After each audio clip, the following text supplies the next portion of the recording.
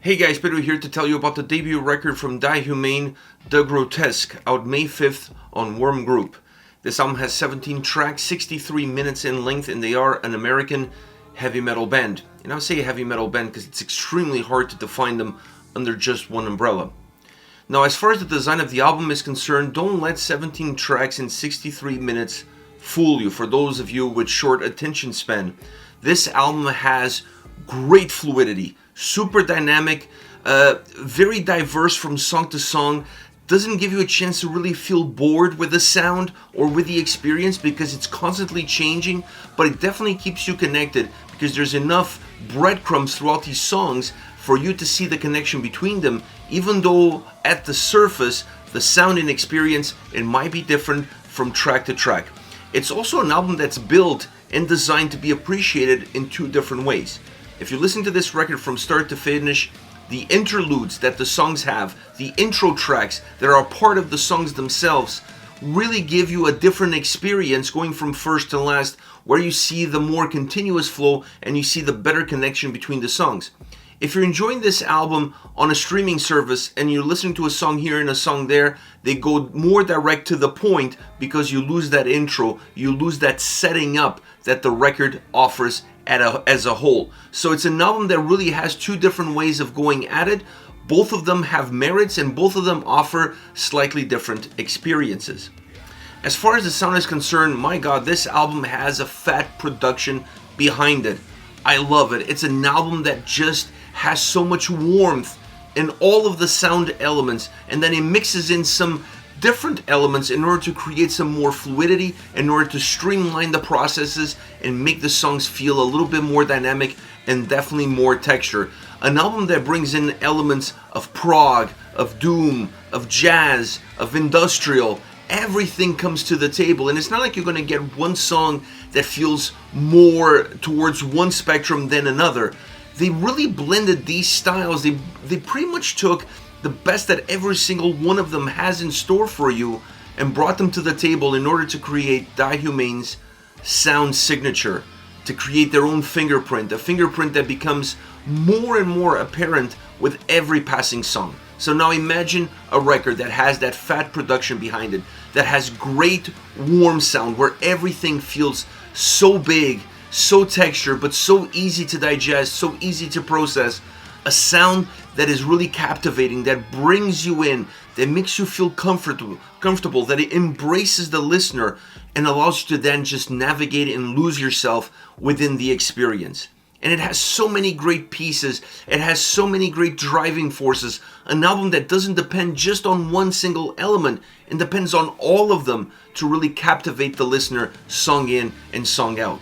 For example, you look at the guitars, from the more penetrating riffs and solos, incredible solos throughout this entire record, to the more acoustic sound, to the more dense experience that brings that doom atmosphere, that doom wave that just has darkness, but a darkness that's really welcoming.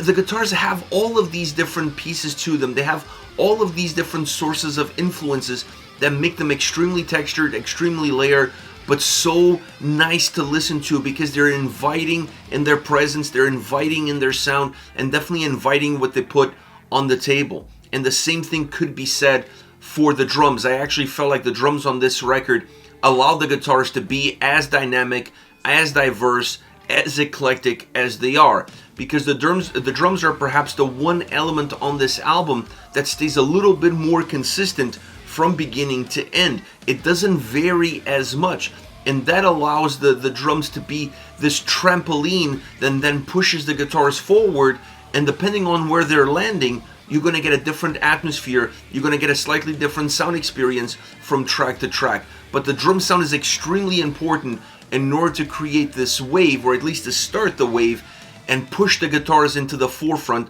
allowing them to be sometimes more penetrating and sometimes matching the drum sound in order to create that overall density.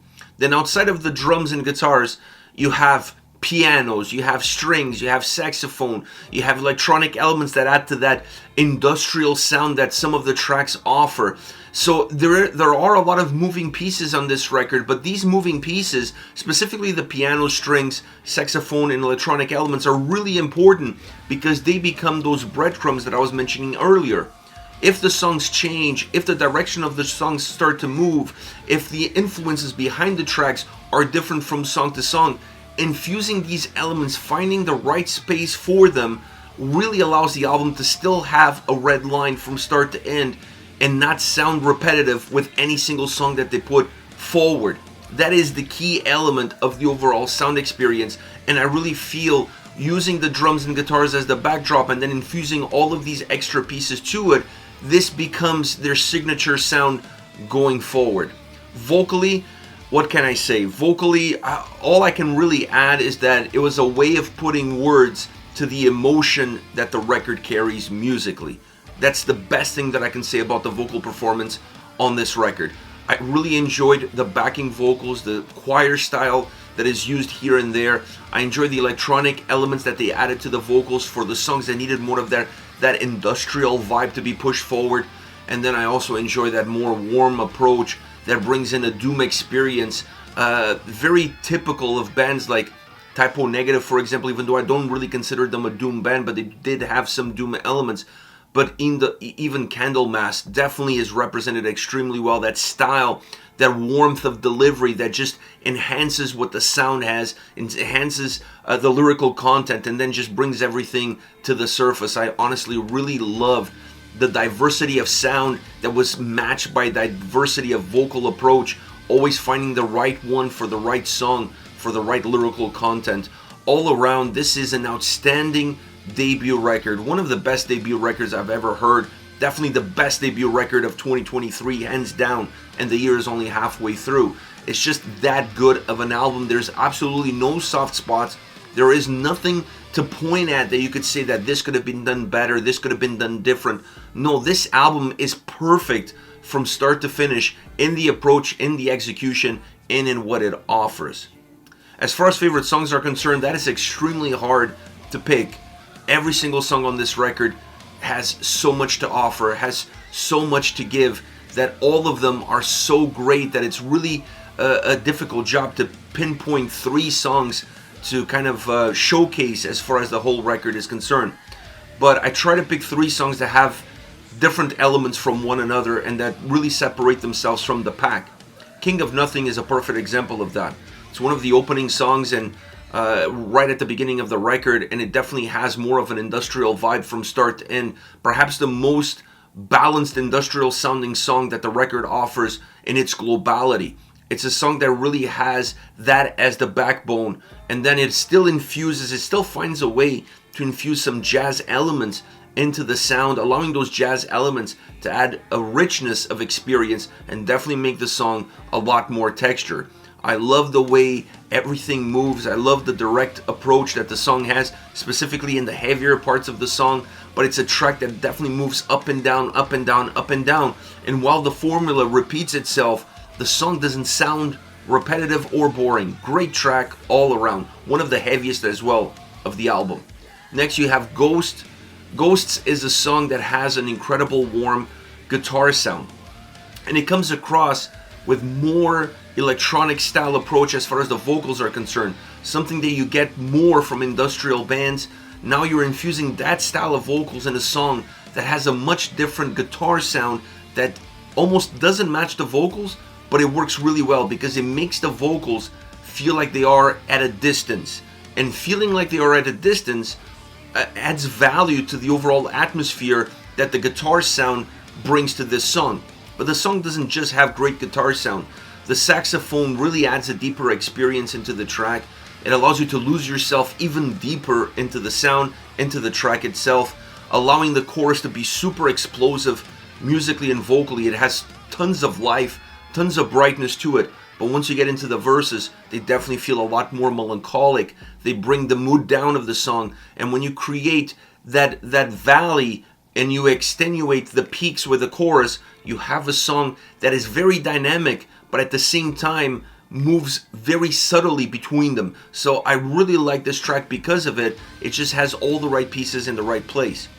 Last but definitely not least, my favorite track on the album, Nevermind, a more progressive jazzy song.